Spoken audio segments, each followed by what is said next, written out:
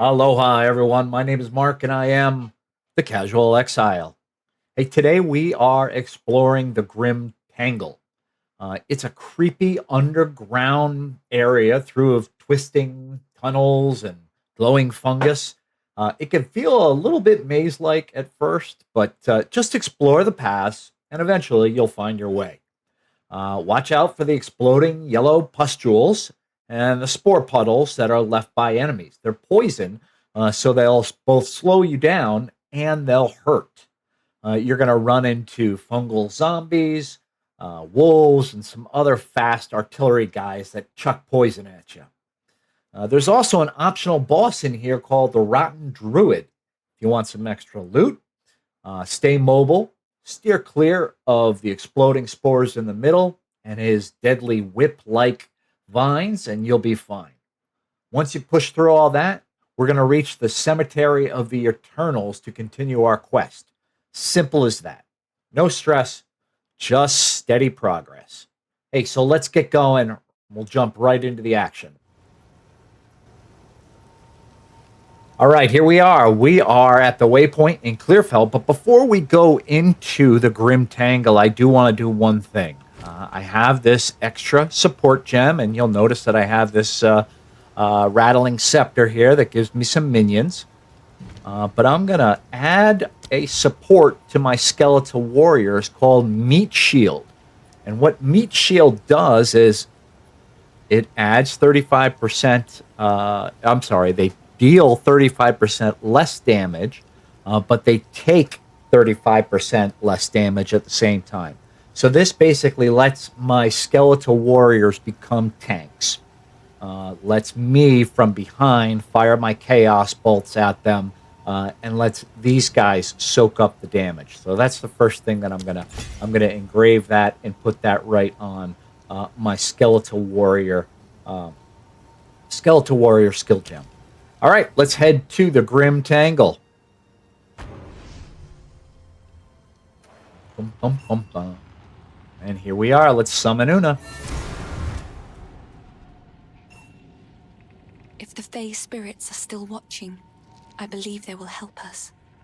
Please, wait a moment.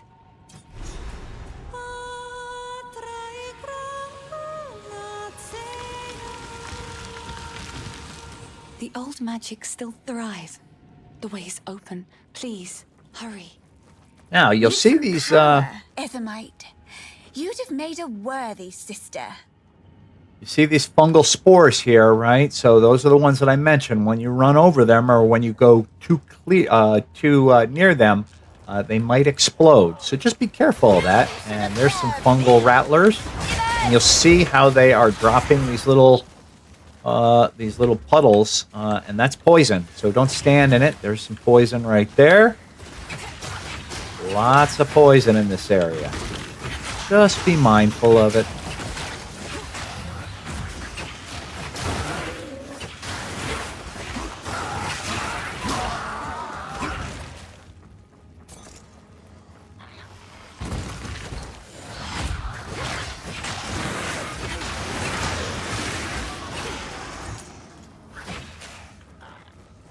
Go ahead and lots of rolls here. Rolls for me are one of my key things.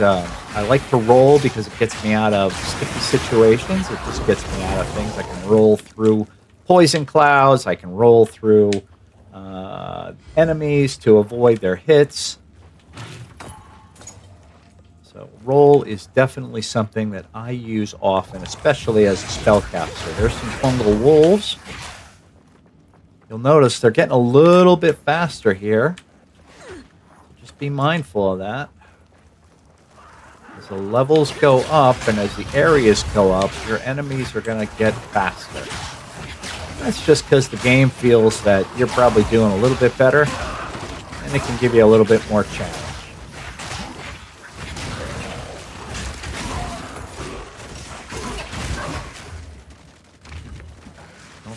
Turn over stones, boulders. Never know what's in there.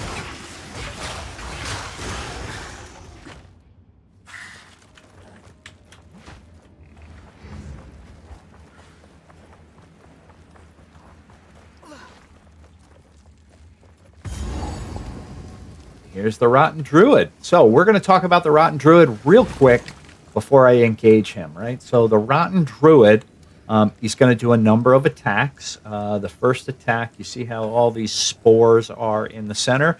Every once in a while, he will have a circle that'll expand. And if you are in that circle when it blows up, you'll be teleported into the middle where all these poison things will then explode on you. You can easily get out of it by just rolling out of it, but it's just an annoyance. He will occasionally teleport from side to side. You just have to follow him to attack him. And then you'll see he will start doing whip-like thorns that will follow you. And from his staff, he will occasionally cast some exploding spores at your feet. So just stay mobile through this entire fight, and you should have no issue. What I normally do is I just do a circular pattern around the entire center area over here. See how the center area that I'm mousing over, right? I'll just do a circular pattern all the way around it and just keep hitting him with my Chaos Bolt. But you'll see. Here we go. There he is. This druid has seen better days. Death and decay!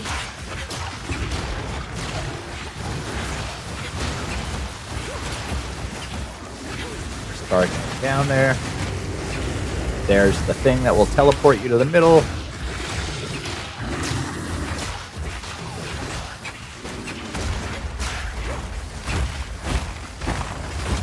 Avoid these.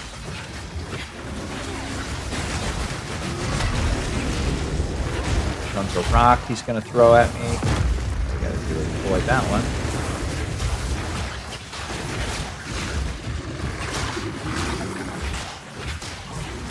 And down he goes. At least he died in a place he loved. Or some such nonsense. Pretty easy. Got another support gem there, so I'm going to use that real quick. Support gem.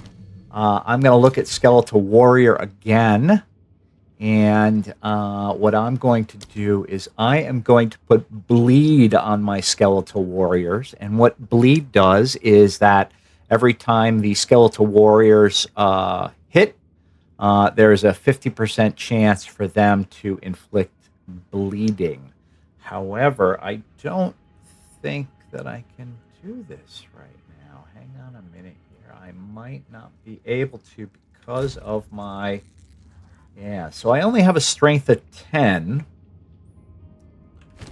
And as you can see, when I hovered over Bleed there, it says that I need a strength of 15. Right here. And that means that if I were to engrave this, it would not be active because I don't have that strength requirement. But I want it. So what am I going to do? I'm going to tell you what I'm going to do. The next time I have a passive skill tree, what I will probably do is I will probably use it to give myself an attribute boost. And so I can get that +5 strength. That is definitely something that I could do, or I can just hold off for the time being. For now, I think you know what? Maybe I'm just going to hold off for the time being. All right, let's continue on. I can create better.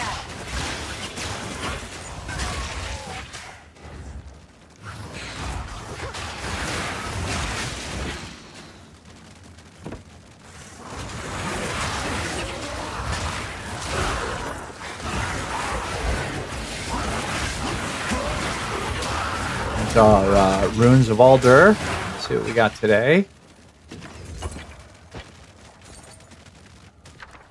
We have a Robust Rune, a Desert Rune, and a couple of Whetstones. I think I'm going to take... And this will give me a Skill Gem level 3. I think I'm going to take... you know what? I need Strength. I think I'm going to take this Robust Rune so that I can then get some Strength the next time I get a socket. And then I can get my Bleed skill.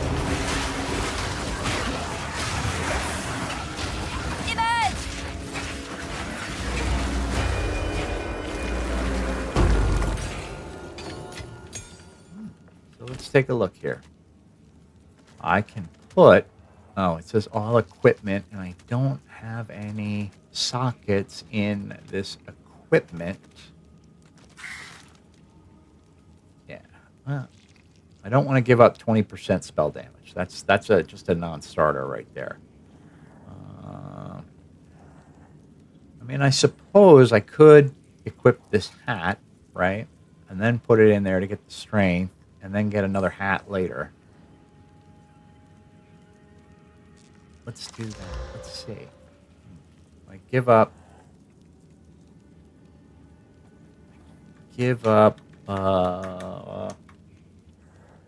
20 energy shield, right? But I get a socket and I get some strength. Let's do this. So I'm gonna put that there. I'm gonna put this socket into, that gives me 6 strength.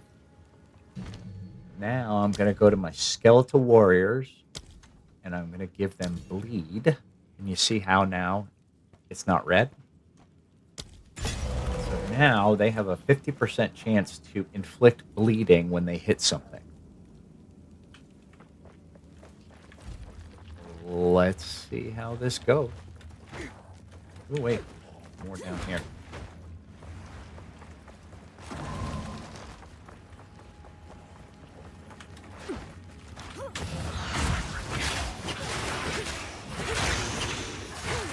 And the way that you'll see if they did bleeding, yeah, you can see how they look like they're like spurting blood there. I don't know if you noticed that, but they were.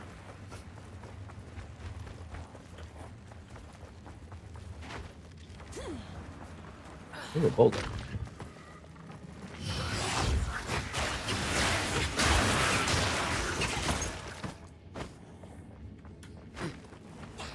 And basically, that is bleed is a damage over time. So what you'll get is, you know, they'll bleed out and be damaged over time. Just kills things a lot faster. Insolent wretch!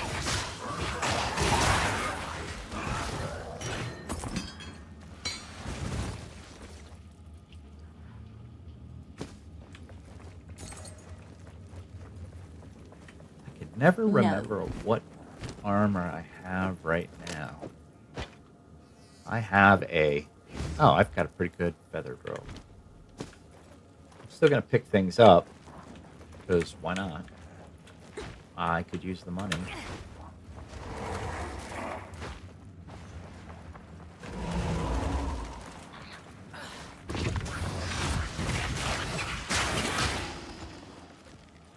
Sapphire Charm. What's a charm? Let's talk about charms. A charm goes on your belt, and your belt has charm slots.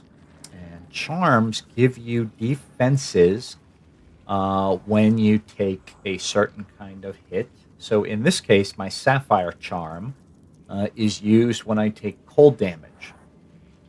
And when I take cold damage from a hit, it will give me a 25% cold resistance, which means that essentially 25% less damage from that hit.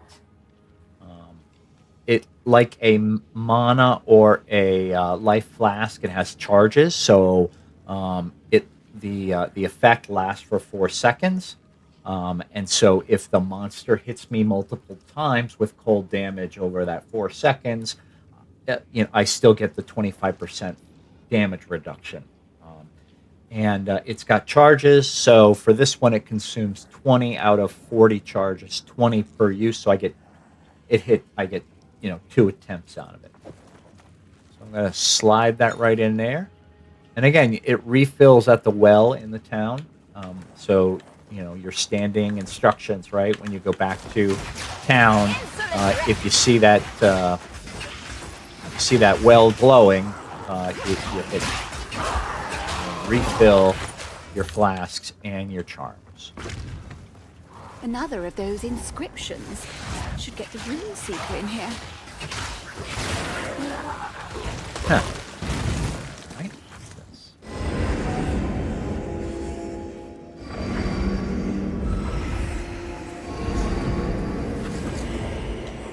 There's a rare monster right there. Let me get him before. Stuns and periodic fire explosion. Oh, I can't kill him because this area is locked. Never mind. What's this, then? These inscriptions. I've never laid eyes on them before. Give me a moment.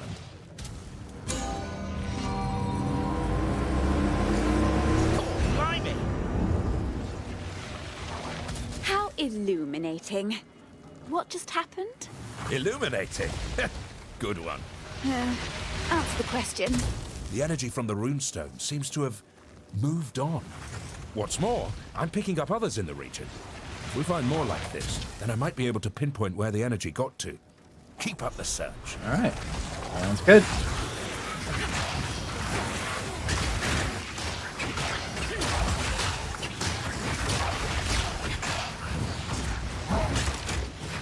Infection!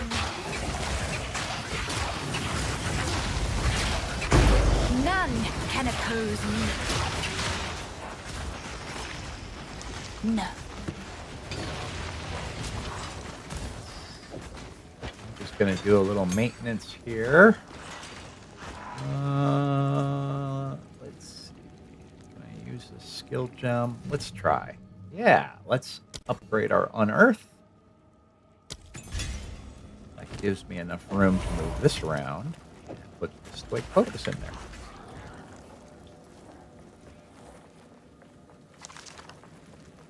Bag maintenance 101, right? Okay. This section first. I knew there was going to be stuff in there. Darn it. Okay. Back to town real quick. We are almost done with this area. So I'm just going to real quick. Where's Una? Oh, there she is. Yes? Sell a just couple of odds and ends of mine? items. Sell that.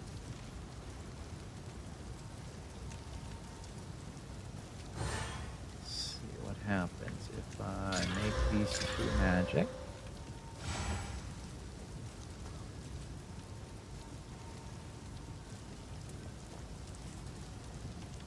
Sell I will this. treasure it.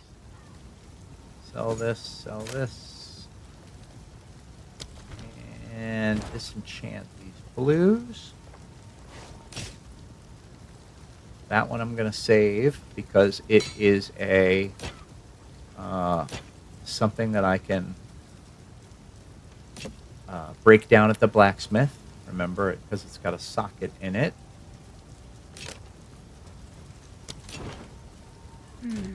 Put that in my dump tab. And I will drop my currency off, including this beautiful iron rune. All right, back to the Grim Tangle. Another Gather of this those stuff. inscriptions. Should get the Runeseeker in here.